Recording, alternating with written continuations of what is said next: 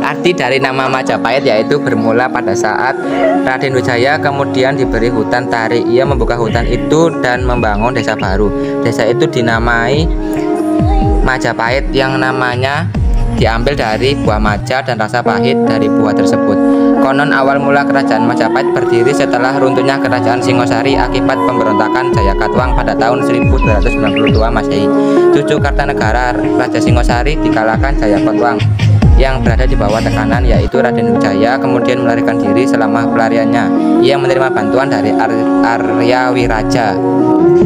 Kerajaan Majapahit yang merupakan kerajaan Hindu-Buddha yang terbesar dan yang terakhir di Jawa diperkirakan terletak di Trowulan pada masa sekarang.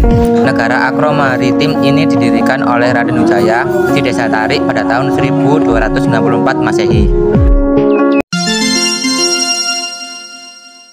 Raja Majapahit yang paling lama memerintah adalah Hayam Wuruk, yakni 39 tahun. Karena lamanya memerintah itu, Hayam Wuruk berhasil mencapai puncak kejayaan. Raden Wijaya, pendiri dan maharaja pertama Kekaisaran Majapahit yang memerintah pada tahun 1293 sampai 1389, bergelar Sri Kertasajaya Jayawardhana atau lengkapnya Nararya Sangramawi Jaya Sri Maharaja Kertarajasa Jayawardhana.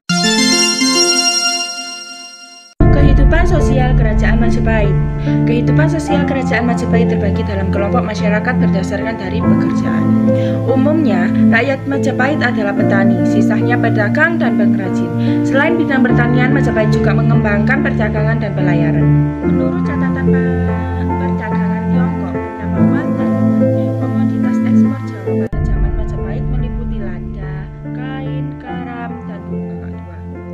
Barang yang diimpor seperti emas, mutiara, perak, keramik, sutra, dan barang dari kayu. Kehidupan ekonomi Kerajaan Majapahit bisa dikatakan makmur karena 1.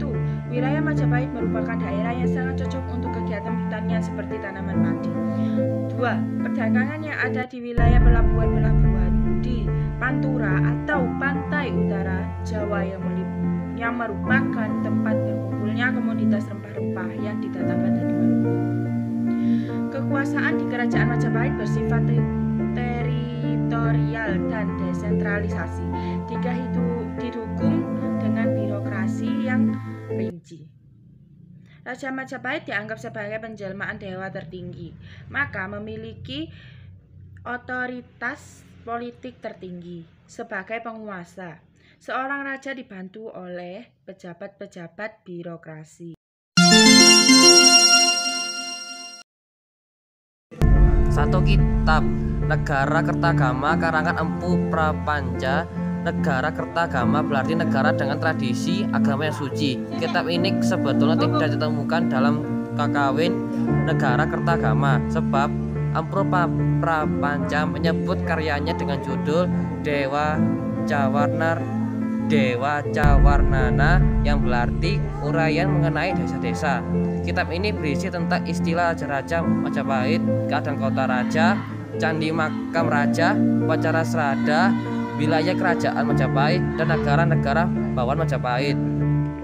Kitab Sutasoma ditulis dalam bahasa Jawa kuno dengan aksara Bali.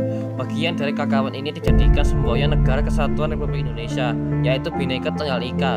Semboyan ini berasal dari bagian konon Buddha dan Siswa merupakan dua set berbeda. Mereka memang berbeda, tetapi bagaimana bisa dikenali sebuah kebenaran Jinah, Buddha, dan Siwa adalah tunggal. Candi Tikus pertama kali ditemukan pada tahun 1914 oleh Bupati Mojokerto saat itu, RRA Kromo Jojo.